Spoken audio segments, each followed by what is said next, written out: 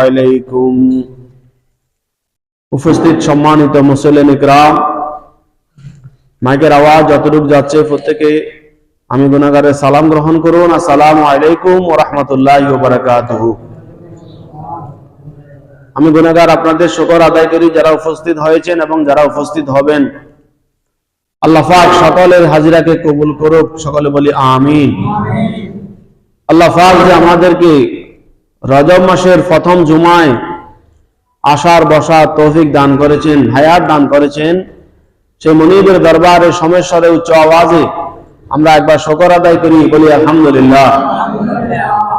সাথে সাথে রাসূল খুদা সাল্লাল্লাহু তাআলা আলাইহি ওয়াসাল্লাম নূরানী কদম মুবারকে হাজার হাজার মাইল দূর থেকে সালাতু সালাম পাঠাই। আল্লাহ পাক আমাদের সালাতু সালামের আওয়াজ সোনার মদিনায় পৌঁছায় দিক, সকলে বলি আমিন। সম্মানিত প্যারা হাজিরিন, রজব মাস আমাদের মাঝে উপস্থিত হয়েছে। আমি আপনাদেরকে একটা আমলের কথা প্রতি মাসে বলে থাকি। নতুন চাঁদ উদিত হলে আপনারা এই দোয়াটি পড়বেন, আল্লাহুম্মা আল্লাহু আলাইনা বিল ইয়ুমনি ওয়াল ঈমানি ওয়াস সালামাতি ওয়াল ইসলাম ওয়াত তাওফীকি লিমা তুহিব্বু ওয়া তারদা রাব্বি ওয়া রাব্বুকাল্লাহ। আল্লাহর প্রিয় রাসূল হাদিসে পাকের মধ্যে ইরশাদ করেছেন, রজব মাস যখন আসে, এই রজব মাসে রাসূল করিম সাল্লাল্লাহু আলাইহি ওয়াসাল্লাম আল্লাহর কাছে হায়াত বৃদ্ধির জন্য দোয়া চাইতেন। শুধু নিজের জন্য চাইতেন বিষয়টা এমন নয়, কিয়ামত পর্যন্ত যত উম্মত দুনিয়ার মধ্যে আসবেন সকল উম্মতের জন্য সহ নবীজি এভাবে দোয়া করতেন, আল্লাহুম্মা বারিক লানা ফি রজব ওয়া শাবান ওয়া বাল্লিগনা ইলা রমাদান। এই দোয়াটি আমরা সব সময় পড়ব। এই দোয়াটি রজব মাস আসলেই নিশ্চয় আপনারা প্রথম থেকে পড়া শুরু করেছেন। বিশেষ করে প্রতিটা ওয়াক্তে ওয়াক্তে নামাজের পরে মুনাজাত সহকারে আপনারা এই দোয়াটি পড়বেন। মুনাজাত ছাড়াও এই দোয়াটি পড়বেন, বেশি বেশি ফায়দা।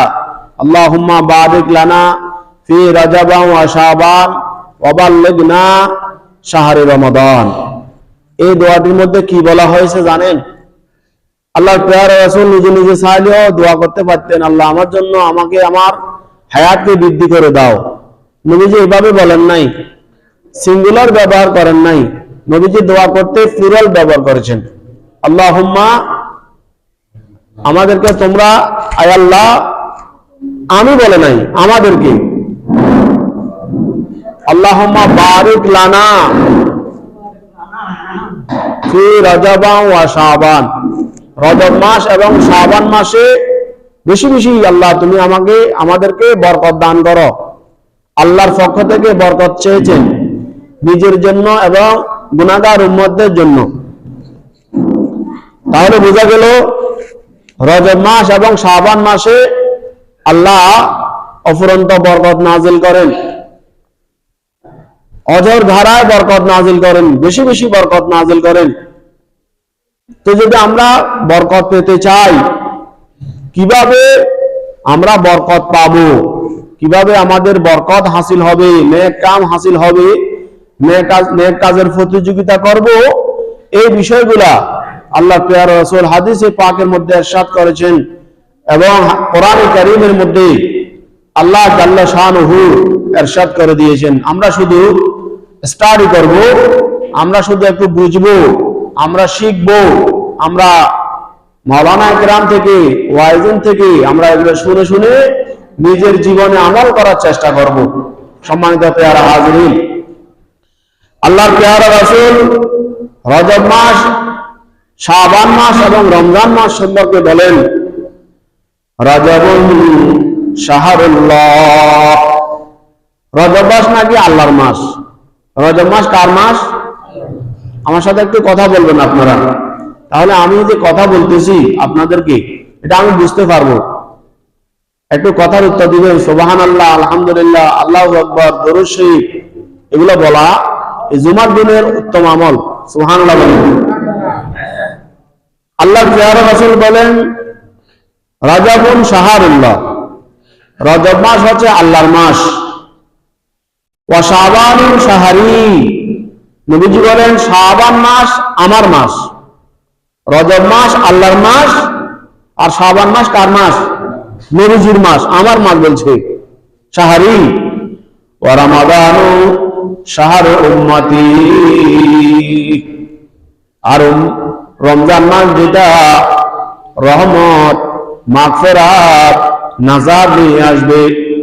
আমার নবী ইরশাদ করেন ওই রমজান মাস আমি আমার উম্মতদের জন্য রেখেছি। সুবহানাল্লাহ।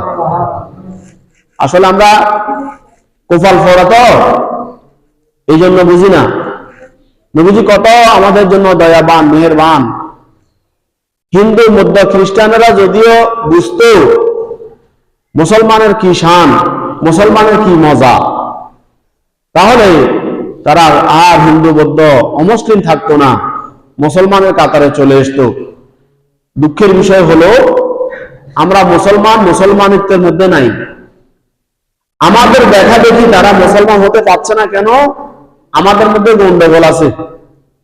আল্লাহ যে বলছে ওয়ালা তামুতুন্না ইল্লা ওয়া আনতুম মুসলিমুন, মুসলমান ব্যতিরেকে তোমরা মৃত্যুবরণ করো না, মুসলমান হয়ে তারপরে মৃত্যুবরণ করো।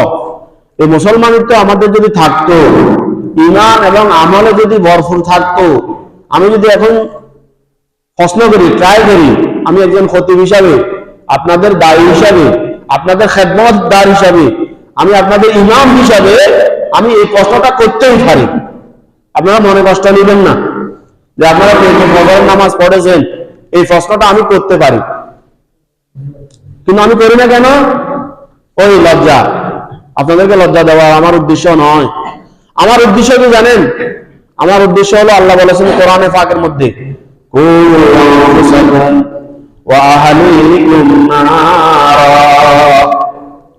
নিজে জাহান্নামের আগুন থেকে বাঁচলে হবে না।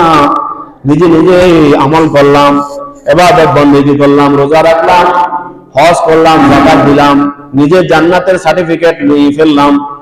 আল্লাহ বলে না না, তোমার এই একা একা জান্নাতে যাওয়া যাবে না। কু আনফুসাকুম ওয়া আহলিকুম নারা, নিজে জাহান্নামের আগুন থেকে বাঁচো এবং আহাল, পরিবার, পরিজন সবাইকে, মুসলমানদেরকে জাহান্নামের আগুন থেকে বাঁচাও। এটা কার অর্ডার? আল্লাহর অর্ডার। কিন্তু আমি একদিনও আপনাদেরকে আমি প্রশ্ন করছি ফজর নামাজকে এগিয়ে করছেন? করি নাই। খুবই দুর্ভাগা, কোফাল ফোড়া আমরা।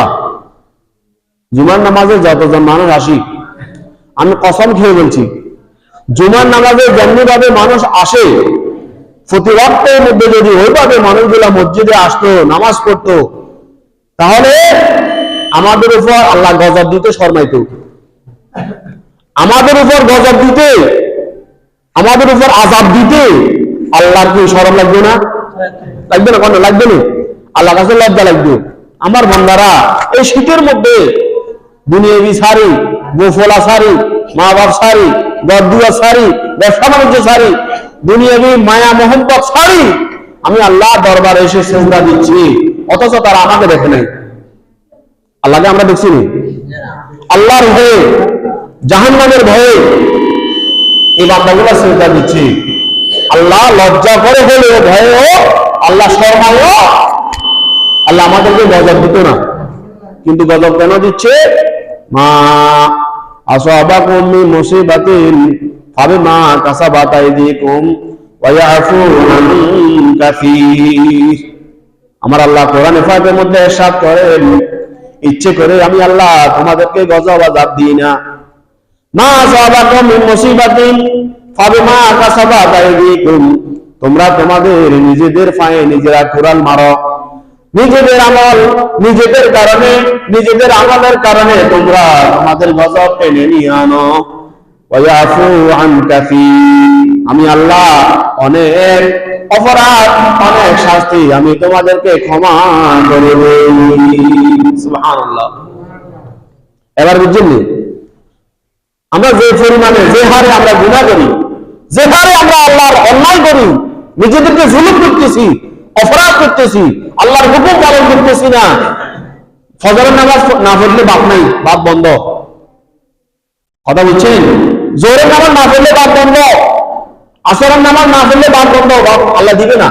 খানা বন্ধ, নিঃশ্বাস বন্ধ করে দিবে, জবান বন্ধ করে দিবে, ঠোঁটে তালা লাগিয়ে দিবে, মুখে তালা লাগিয়ে দিবে। তখন মনে হয় হয়তো এই মানুষগুলা নামাজের জন্য আসতো। আমার আল্লাহ তো সেটা করে না। আমার আল্লাহ রহমান ও রহিম হিসাবে ক্ষমা করে দেন। আল্লাহ 99 নামের মধ্যে একটি নাম শুধু পাহাড়, আর সবগুলি নাম আমার আল্লাহর দয়ার গুণে ভরা। বলেন সুবহানাল্লাহ। আল্লাহুম্মা